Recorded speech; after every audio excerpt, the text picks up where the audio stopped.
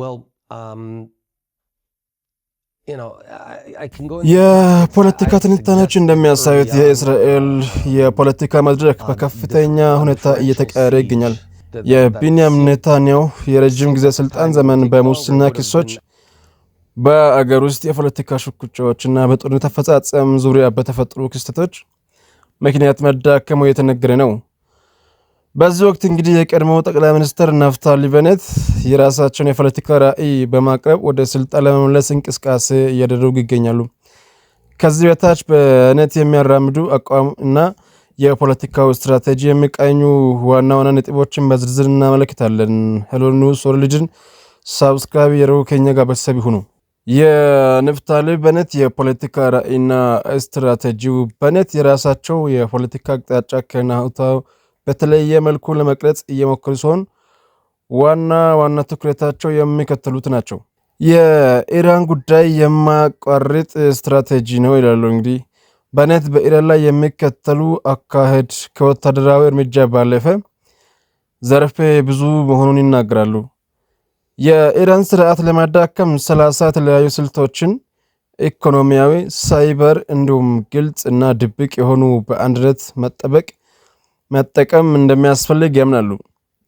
ይህ ትግል በእስራኤልና በኢራን ብሔራዊ ጥንካሬ መካከል የሚደረግ ፍልሚያ እንደሆነ በመቁጠር እስራኤል ከኢራን የምትበልጥ እንደሆነ ይገልጻሉ። ቤኔት ኦክቶበር 7 ላይ የተከሰተውን ክስተት እስራኤል ለውስጣዊ አለመረጋጋት ተጋልጣ በነበረበት ወቅት መፈጠሩን ይጠቅሳሉ። በሐማስ በኩል የተወሰደው እርምጃ ለእስራኤል የራሷን የውስጥ ችግር ወደ ጎን ትታ እንድትሰባሰብ ሰፊ እድል የፈጠረ ስህተት እንደሆነ ያምናል። ይህንን እንደ መልካም አጋጣሚ መጠቀም እስራኤል የጦርነት ግፊት እንድታደርግበት ይፈልጋል። የኔታንያሁ ሸክም ምንድነው? ቤኔት የኔታንያሁ አመራር በእስራኤል ዓለም አቀፍ ገጽታ ላይ ጉዳት እያደረሰ ነው በማለት ይተቻል። ኔታንያሁ እንደ ቤን ግቪር ባሉ ሚኒስትሮች ላይ ተጽዕኖ ማሳደር አለመቻላቸው እስራኤል ዓለም አቀፍ ተቀባይነቷን እንድታጣ እያደረገ ነው ይላሉ። ኔታንያሁ ከጽንፈኛው አጋሮቻቸው ጋር በተያያዘው ያላቸው ጥገኝነት አገሪቱን ወደ መስቀልቅል እየመራት እንደሆነ ይተቻሉ። ከዋይት ሃውስ ጋር ያለው ግንኙነት ቤኔት በኢየሩሳሌም የፍልስጤም ቆንስላ እንዲከፈት የቀረበውን የአሜሪካ ጥያቄ በግልጽ እንደተቃወመው ይናገራሉ።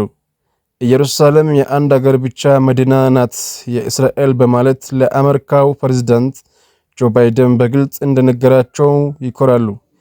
ይህ አካሄዳቸው ለተከታዮቻቸው ጽናት የሚታይበት እንደሆነ ያሳያሉ።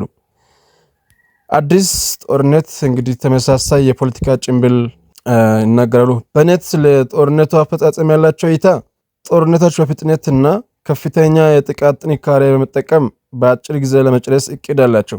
የጋዛን አካባቢዎች በመለየት ሙሉ በሙሉ በመክበብ እና ሽብርተኞች ቡድኖችን በመለየት በማጨስ በማውጣት ስልት ለማስወገድ እንግዲህ ያቅዳሉ። ጠቅላላ ነገርን ስንመለከት ቤኔት የኔታንያሁ አመራር ምስቅልቅል የበዛበት ጽንፈኞችን ያማከለ እና ድካማ እንደሆነ በመግለጽ የራሳቸውን አማራጭ እያቀረቡ ነው። የቤኔት ራዕይ ለበለጠ ወታደራዊ እርምጃና ለተጠናከረ የፖለቲካ ተጽዕኖ ቢሰጥም መሰረታው የእስራኤል የውጭ እና የመከላከያ ፖሊሲ ላይ ያለው አቋም ግን ከቀድሞውም ብዙ የተለየ አይደለም።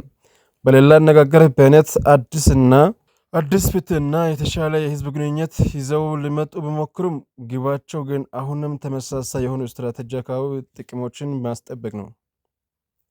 እንግዲህ በየዕለቱ አዳዲስ የፖለቲካ ትንታኔዎች እንዲደርሱ ሄሎ ወርልድ ኒውስን ሰብስክራይብ በማድረግ ቤተሰብ ይሁኑ።